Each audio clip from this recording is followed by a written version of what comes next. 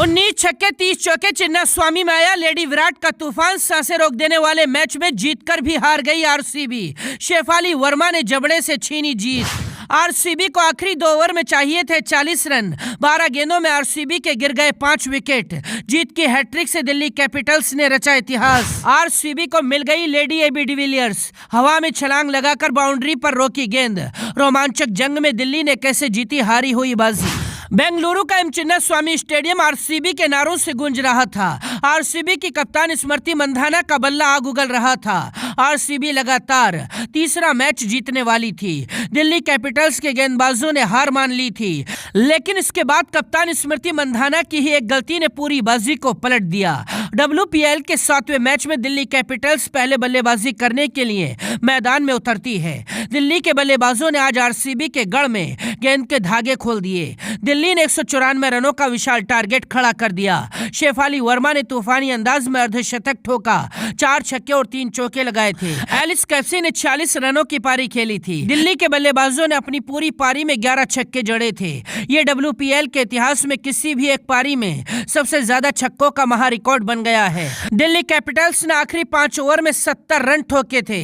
RCB के हर गेंदबाज की जमकर पिटाई की थी। अब 195 रनों के टारगेट का पीछा करने के लिए मैदान में आते हैं आरसीबी के बल्लेबाज। लगातार 2 मैच जीतकर आई आरसीबी की कप्तान स्मृति मंधाना ने इस बार भी आते ही तूफान खड़ा कर दिया। स्मृति मंधाना ने WPL में पहली बार अर्धशतक लगाया और 43 गेंदों में 74 रनों की ताबड़तोड़ पारी खेलकर मैच को एक तरफा कर दिया था। सोफी डिवाइन ने भी 23 रनों की पारी खेली।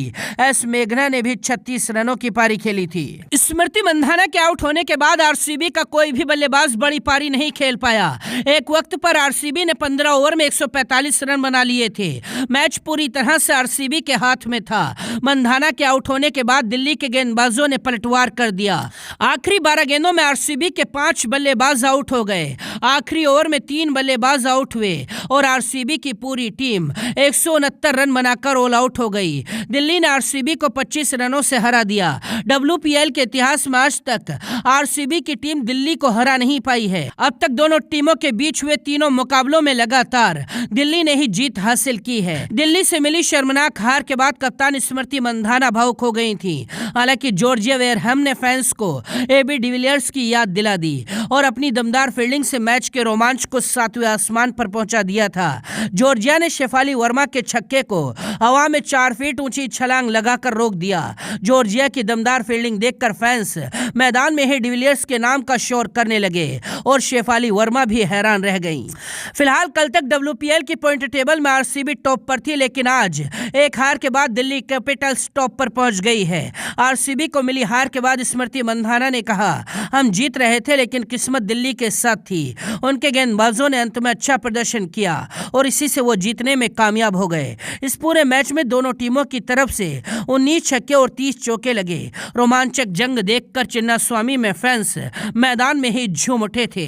खैर, आरसीबी की हार पर आप क्या कहेंगे कमेंट करके बताइए और वीडियो को शेयर कीजिए।